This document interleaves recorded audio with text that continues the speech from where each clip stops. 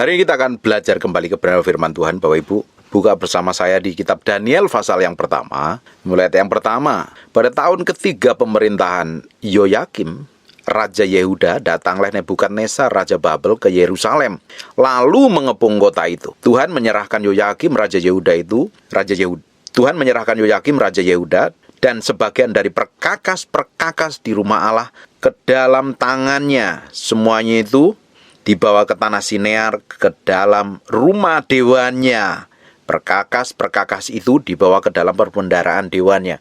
Ini sangat mengerikan sekali nih. Ternyata ini Raja Yehuda dikuasain oleh musuh, bahkan perkakas-perkakas dalam bait Allah dinajiskan, dibawa ke rumah para dewa. Kenapa yang membuat Yoyakim ini bisa kalah? Harusnya orang keturunan Israel ini diproteksi Tuhan, dijagain Tuhan. Tapi nyatanya dia dikuasai oleh musuhnya. Sekarang buka di 2 Raja-Raja pasal yang ke-23, 36, dan 37. Yoyakim berumur 25 tahun pada waktu ia menjadi raja, dan 11 tahun lamanya ia memerintah di Yerusalem. Nama ibunya ialah Zebuda binti Pedaya dari Rumah. Ia melakukan apa yang jahat di mata Tuhan, tepat seperti yang dilakukan oleh nenek moyangnya. Bapak Ibu, nanti Bapak Ibu bisa baca di seluruh kitab Raja-Raja, ketika bangsa Israel itu rajanya melakukan yang jahat di mata Tuhan, Tuhan nggak proteksi lagi, Tuhan nggak pelindungi lagi, sehingga dikirim musuh memberontak melawan dia, menguasain dia. Bahkan perkakas-perkakas dalam rumah bait Allah dibawa kepada rumahnya para dewa, dinajiskan. Hari ini Bapak Ibu, kalau hidupmu ini nggak benar-benar hidup benar di dalam Tuhan, kamu mesti koreksi hatimu setiap hari. Dicek nih, batinmu sampai kedalaman batin. Jangan sampai didapatin dosa, kecurangan, kenajisan, kekotoran atau apapun juga. Kalau engkau dapatin kenajisan, kekotoran, engkau bukan di pihak Tuhan, engkau di pihak setan. Dosa itu memutuskan hubungan kita dengan Tuhan. Dosa adalah pelanggaran terhadap firman Tuhan.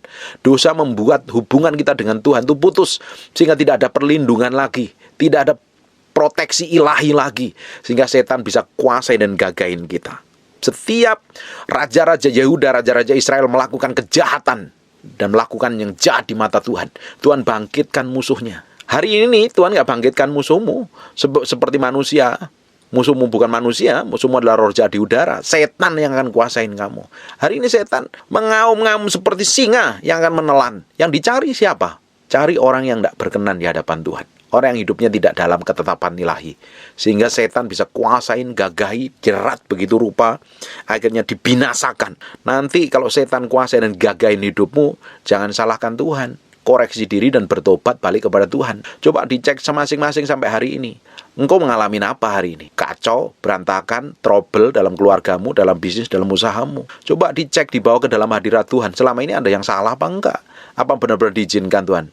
Berlagi diproses Tuhan. Kalau diizinkan memang diproses Tuhan, ya nikmatin aja jalan sama Tuhan terus. Tuhan sedang siapkan perkara yang besar. Tapi kalau semua ini bikin kesalahan karena ada dosa, ya bertobat balik sama Tuhan. Jangan salahkan orang lain. Koreksi hatimu dan bertobat balik sama Tuhan. Banyak orang gak sadar diri ketika udah dibikin hancur berantakan, dikirain Tuhan yang menghancurkan. Bukan, dosa yang menghancurkan hidupmu. Tuhan hobinya bukan menghancurkan. Tuhan hobinya memberkatin kita, mempromosi kita. Karena keputusan kita yang salah, sikap kita yang salah, kelakuan kita yang salah, yang tidak benar di hadapan Tuhan, malah setan yang kuasai. Karena setan kerjaannya membunuh, mencuri, membunuh, dan membinasakan. Dicuri berkatmu, damai sejahteramu, kesehatanmu, dibinasakan ujung-ujungnya, dihancurkan, dan akhirnya mati dalam kematian kekal. Bapak Ibu, Tuhan tidak akan pernah mengambil apa-apa dari hidupmu. Yang diambil suatu hari hanya manusia, rohmu dan jiwamu saja. Tapi apa yang Tuhan beri, Tuhan tidak akan pernah ambil. Terus justru selama di muka bumi ini Tuhan akan berkati. Kamu berlimpah-limpah harusnya. Tapi setan yang kerjanya mencuri, membunuh, dan membinasakan. Jangan salah persepsi dengan Tuhan. Tuhan kita itu baik adanya. Tuhan kita itu luar biasa. Kalau sampai hari ini kita ini babak belur, hancur dan kacau, ya dicek dulu. Jangan pakai apa yang dikatakan Ayub. Tuhan yang memberi, Tuhan yang mengambil. Apakah Tuhan mengambil yang Tuhan beri sama Ayub? Bukan Tuhan yang ngambil. Iblis yang ngambil, yang menghancurkan, yang membinasakan, yang merusak semuanya. Tuhan tidak pernah mengambil.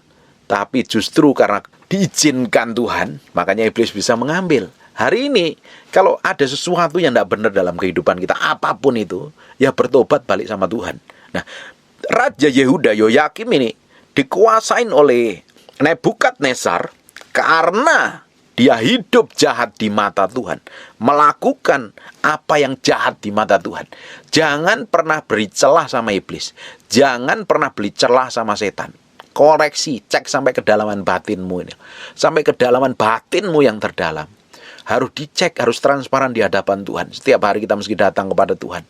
Jangan izinkan celah apapun itu, supaya setan tidak bisa menggagai dan menguasai kita. Amin. Ayat yang ketiga, lalu raja bertitah kepada Aspenas, kepada raja kepala istananya, untuk membawa beberapa orang Israel yang berasal dari keturunan raja dan dari kaum bangsawan, yakni orang-orang muda yang tidak ada sesuatu celah dan yang berperawakan baik dan memahami berbagai-bagai hikmat, pengetahuan banyak, dan yang mempunyai pengertian tentang ilmu, yakni orang-orang yang cakap untuk bekerja dalam istana raja, supaya mereka diajarkan tulisan dan bahasa orang Kasdim. Bapak Ibu, hari ini kita jangan pernah puas dengan dirimu sendiri. Tuhan tetap akan pakai kita yang memiliki hikmat, pengertian, dan pengetahuan, dipakainya lebih lagi. Bedanya Paulus dengan Petrus, dua-duanya dipakai Tuhan. Memang dua-duanya dipakai Tuhan, luar biasa, urapannya powerful. Tapi pengaruhnya lebih gede. Apa yang dilakukan oleh Paulus, Tuhan lebih pakai Paulus lebih besar lagi. Karena Paulus dipercayakan nulis 3/4 perjanjian baru. Petrus pun juga dipakai nulis. Tapi pengaruhnya nggak segede. Kenapa? Paulus memiliki hikmat. Dia belajar, punya hikmat dan pengertian. Hari ini jangan malas jadi orang. Jadi orang Kristen itu jangan malas.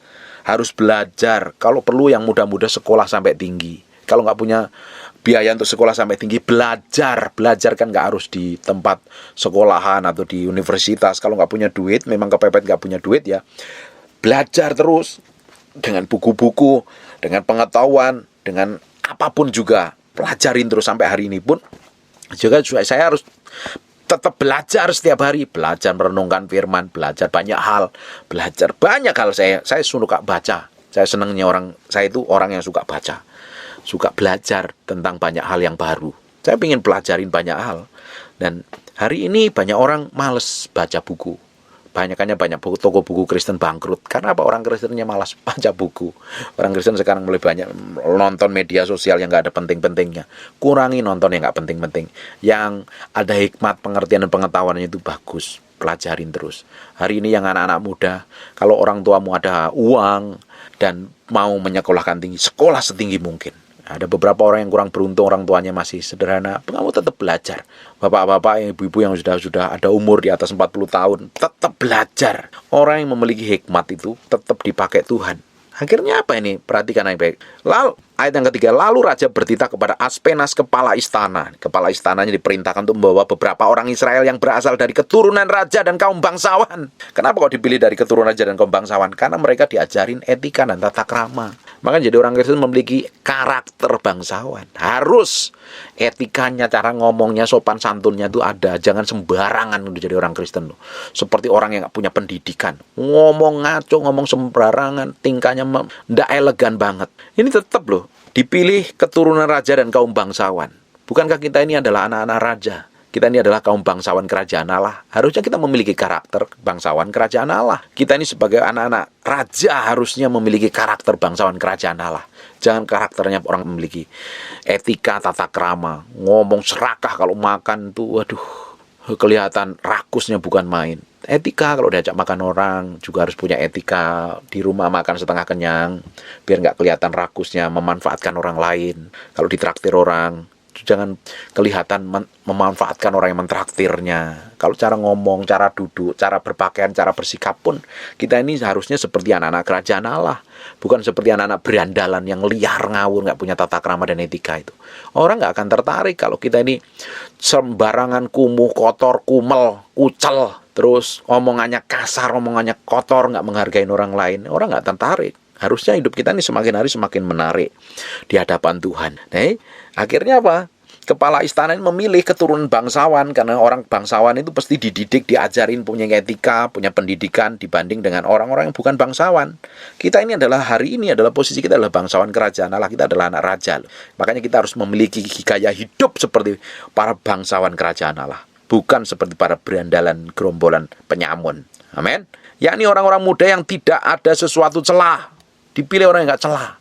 Tuhan tetap pilih sampai hari ini, mencari orang yang tidak bercacat celah, yang berperawakan baik, karakter, kelakuan, sikapnya baik, memiliki hikmat, pengertian, pengetahuan yang banyak, dan mempunyai pengertian tentang ilmu, yakni orang-orang yang cakap bekerja dalam istana raja, supaya mereka diajari. Bapak Ibu, kalau engkau ini memiliki hikmat, pengertian, dan pengetahuan, engkau memiliki pengetahuan yang berbeda dengan orang lain, punya kecakapan khusus yang berbeda orang lain, kamu cari kerja itu mudah sekali loh. Kamu memiliki pengetahuan aja, kamu bisa buka usaha apapun juga loh. Ditempatkan dimanapun juga bisa bekerja, bahkan bisa membangun usaha, bahkan bisa menghasilkan uang.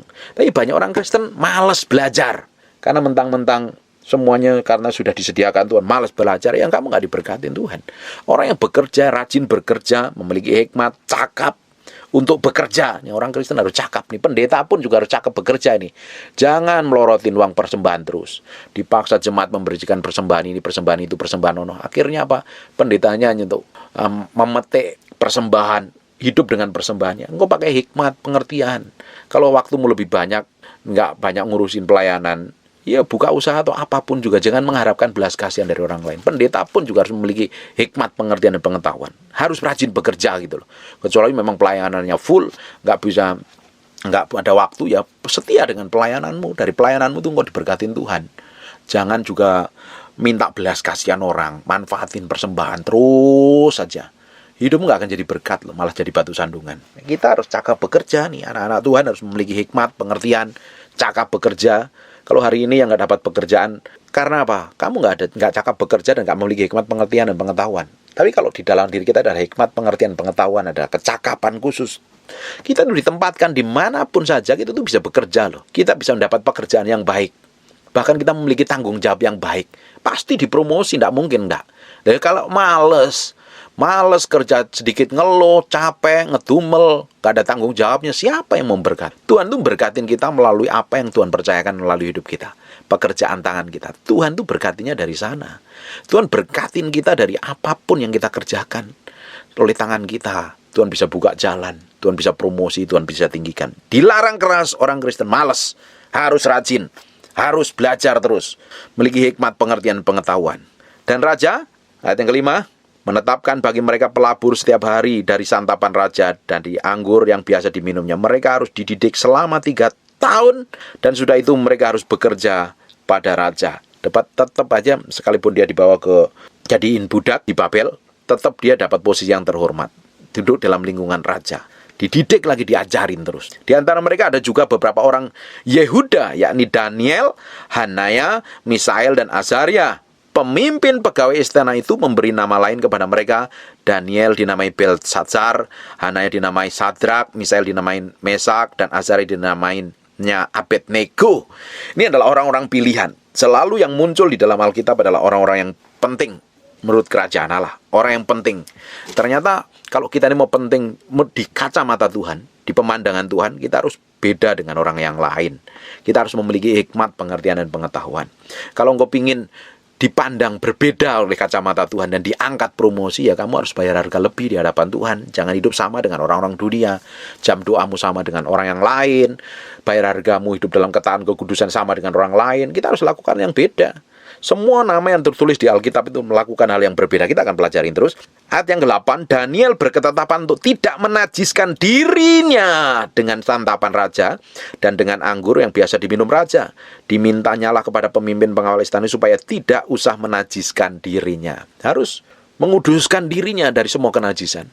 Kalau hidupmu ingin dipakai Tuhan, engkau harus menguduskan dirimu dari segala macam kenajisan. Daniel tidak mau makan santapan para raja, bekasnya raja. Kenapa? Bisa saja itu pernah mungkin dipersembahkan oleh berhala dahulu, makanya dia menajiskan dirinya.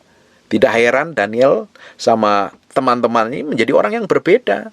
Hidup kita juga harus hidup kudus, hidup suci, bayar harga di hadapan Tuhan, hidup dalam ketaatan, hidup dalam kesetiaan, hidup dalam kemurnian hati. Baru kita itu menguduskan diri daripada semua pencemaran dunia. Nanti suatu hari kalau kita setia, Tuhan akan promosi, Tuhan angkat, Tuhan pakai kita dengan caranya yang ajaib dan luar biasa. Kalau engkau sama hidupmu hari ini dengan orang lain, hidupmu malah sembarangan dan sembrono, kacau malah berantakan. Mana mungkin Tuhan pakai? Orang nggak ada hal yang berbeda bernilai. Daniel berketetapan tidak menajiskan dirinya. Hari ini ambil keputusan untuk hidup kudus, suci, tak bercacat celah di hadapan Tuhan. Lakukan yang berbeda dengan orang rata-rata. Kamu tinggal di lingkungan para penjinah, lingkungan orang yang ngomong kotor. Kamu harus belajar hidup dalam kekudusan loh. Kalau kamu hidup dalam kekudusan, suatu hari Tuhan promosi loh. Orang akan bisa melihat, oh beda bener ya. Sikapnya, kelakuannya, perlakuannya kok beda ya. Apa ini yang membuat berbeda? Harusnya kan orang lain bisa melihat sesuatu yang berbeda dalam diri kita. Karena kita ambil komitmen dengan Tuhan. Kalau kita ambil komitmen dengan Tuhan, Tuhan pasti berikan kasih karunia yang melimpah. Perhatikan yang ke-9. Maka Allah mengaruniakan kepada Daniel kasih dan sayang dari pemimpin pegawai istana itu. Ternyata dari harga yang dia bayar, hidup tidak mau menajiskan dirinya, dia dapat kasih sayang. Allah mengaruniakan kasih sayang kepada Daniel. Luar biasa sekali. Hidupmu ingin dapat kasih karunia Tuhan. Kuduskan dirimu dari semua kenajisan, kekotoran, kepalsuan hidup, keinginan daging, keinginan mata, dan keangkuhan hidupmu. Ditaruh semuanya pada pusat kehendak Tuhan. Dedikasikan hidupmu sama Tuhan. Berbeda dengan orang lain. Baru Tuhan akan promosi hidup. Baru orang akan melihat beda. Terdapat kasih sayang dari banyak orang. Kita dapat favor of man dan favor of God. Seperti Yesus. Semakin tumbuh dewasa, dikasihin manusia dan dikasihin Allah. Harusnya semakin kita di dalam Kristus, semakin bertumbuh dewasa di dalam Kristus, karakter kita berubah, kelakuan kita, sikap dan perbuatan kita berubah menjadi sama seperti Yesus. Banyak orang mengasihi kita. Kita menjadi berkat bagi banyak orang, dan Tuhan semakin mengasihi kita. Amin. Ayat yang ke-10, tetapi berkatalah pemimpin pegawai istana itu kepada Daniel, aku takut kalau tuanku raja yang telah menetapkan makanan dan minumanmu berpendapat bahwa kamu kelihatan kurang sehat daripada orang-orang muda lain yang sebaya dengan kamu, sehingga aku dianggap bersalah oleh raja. Kemudian berkatalah Daniel kepada penjanang yang telah diangkat oleh pemimpin pegawai istana untuk mengawasi Daniel, Hanaya, Misael, dan Azaria. Adakanlah pencobaan dengan hamba-hambamu ini selama 10 hari, dan biarlah kami diberi sayur untuk dimakan dan air untuk diminum. Sesudah bandingkanlah perawakan kami dan perawakan orang-orang muda, makan dari santapan raja, kemudian perlakukanlah hamba-hambamu ini sesuai dengan pendapatmu. Didengarkanlah permintaan itu, lalu diadakan pencobaan dan mereka selama 10 hari. Setelah lewat 10 hari, ternyata perawakan mereka lebih baik. Kalau orang menguduskan dirinya, ternyata lebih baik. Mereka kelihatan lebih gemuk daripada semua orang muda setelah makan dari santapan raja. Kemudian panjenang itu mengambil makanan mereka dan anggur yang harus mereka minum, lalu memberikan sayur kepada mereka. Luar biasa sekali. Orang yang ambil komitmen hidup kudus, hidup suci di hadapan Tuhan, Tuhan pasti proteksi, Tuhan pasti promosi, Tuhan pasti buat berbeda dengan orang lain rata-rata. Daniel berketetapan tidak makan makanan bekasnya para raja. Ternyata Tuhan bikin berbeda, perawakannya tambah gemuk, tambah kuat, tambah sehat. Kalau kita ingin hidup sehat, umur panjang, sehat sejahtera, ya dijaga. Ini bisa pola makan kita juga harus dijaga loh, nggak boleh sembarangan sembrono. Supaya kita ini hidup umur panjang, jangan rakus semuanya dimakan. Itu kita juga jaga tubuh kita hormatin tubuh kita. Daniel benar-benar akhirnya jadikan berbeda. Kalau kita ini memiliki komitmen dengan Tuhan, hidup berbeda di atas rata-rata orang lain, Tuhan pasti lakukan sesuatu. Tuhan pasti promosi dalam kehidupan kita. Amin. Lihat nih, ayat yang ke-17. Kepada keempat orang muda itu Allah memberikan pengetahuan dan kepandaian. Allah ternyata memberikan hikmat, pengertian dan pengetahuan, kepandaian tentang berbagai-bagai tulisan dan hikmat. Serta Daniel mempunyai pengertian tentang berbagai penglihatan dan mimpi. Ada promosi yang datangnya dari Tuhan. Luar biasa sekali. Harusnya kehidupan kita ini tambah hari, tambah luar biasa dipakai Tuhan. Perhatikan ayat yang ke-20. Dalam tiap-tiap hal yang memerlukan kebijaksanaan dan pengertian, yang ditanyakan raja kepada mereka, didapatinya bahwa mereka 10 kali lebih cerdas daripada semua orang yang berilmu dan semua ahli jambi di seluruh kerajaannya. Ternyata menjadi orang yang berbeda. Ya tentunya meski belajar, minta hikmat, pengertian, pengetahuan datangnya dari Tuhan sendiri. Bergaul intim dengan Tuhan. Komitmen hidup kudus, hidup suci. Apa yang seperti yang dilakukan Daniel. Akhirnya Tuhan itu lihat segala sesuatu yang kita kerjakan. Apapun yang kita kerjakan, yang kita bayar harga di hadapan Tuhan. Hidup dalam ketaatan. Ketaatanmu itu Tuhan perhitungkan. Kesetiaanmu, kekudusanmu, perkataanmu, perlakuanmu dengan orang lain. Sikapmu, apapun yang kita kerjakan dan kita lakukan, yang kita perbuat ini, ada hitung-hitungannya khusus di hadapan Tuhan. Dan Tuhan perhatikan itu. Ternyata mereka ini didapatin bahwa 10 kali lebih cerdas dari semua orang berilmu dan semua ahli jampi di seluruh kerajaannya. Kalau kita ingin memiliki seperti ini, lakukan yang berbeda di atas rata-rata. Jangan menjadi orang Kristen yang rata-rata. Jangan jadi orang Kristen yang, jalani hidup kekristenan seperti biasa aja. Lakukan mulai hari ini yang berbeda.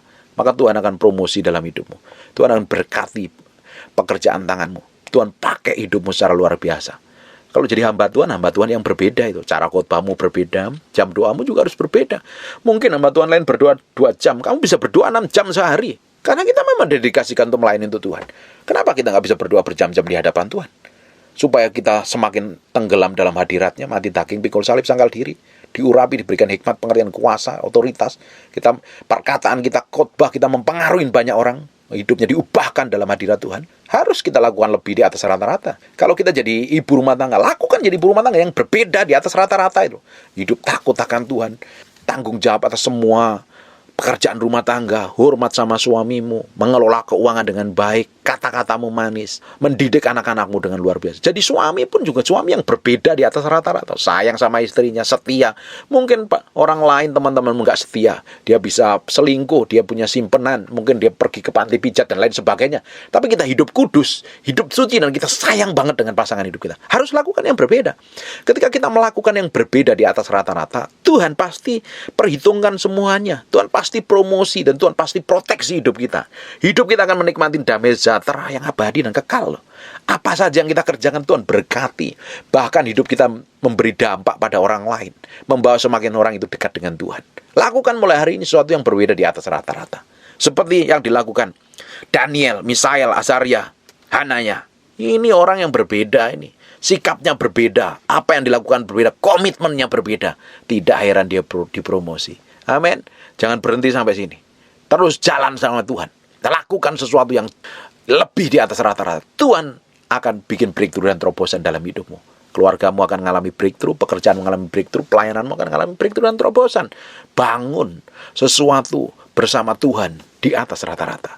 Tuhan akan berkati. Dan besok kita akan lanjutkan kitab Daniel pasal yang kedua. Sekarang tutup matamu, tutup Alkitabmu, kita berdoa. Bapak, terima kasih buat firman-Mu. Kami materaikan dengan darah Yesus, nempel dalam hati kami. Berhari-hari, berminggu-minggu, berbulan-bulan, bertahun sampai firman itu jadi kehidupan. Terpatri, terpaham dalam batin kami. Berikan kemampuan kami untuk hidup berketetapan, tidak menajiskan diri dari semua keangkuhan mata, keinginan daging, dan keangkuhan hidup kami. Kami bisa menaklukkan diri kami berpusat kehendak Tuhan. Kami dapat menjadi orang yang berkenan di hadapan-Mu. Terima kasih Tuhan. Bagimu segala hormat, pujian, dan pengagungan. Ambil komitmen hidup kami untuk mencintai dan mengasihi-Mu Tuhan. Lebih dari apapun juga. Terima kasih Tuhan. Kamu berdoa untuk orang yang sakit, yang terbaring di ranjang, terbaring di rumah sakit, atau dimanapun mereka berada. Kamu berdoa oleh bilur Yesus, oleh darah Yesus, jadilah engkau sembuh, jadilah engkau sehat, normal seperti sedia kala. Dalam nama Yesus terjadi seperti yang aku doakan, seperti yang aku katakan. Dalam nama Yesus. Terima kasih Tuhan. Kami kembalikan hormat, pujian, pengagungan buat Yesus Kristus, Tuhan dan Raja kami. Raja di atas segala raja. Dalam nama Yesus kami berdoa dan mengucap syukur. Haleluya. Amin. And God bless you.